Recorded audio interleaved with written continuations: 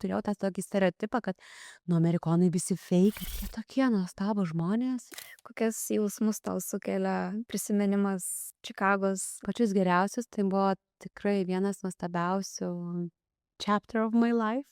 Davė 3 vaikus, ar ne? 3 amerikoniukus? Taip, Amerika davė ir 3 vaikus, ir pasą amerikonišką.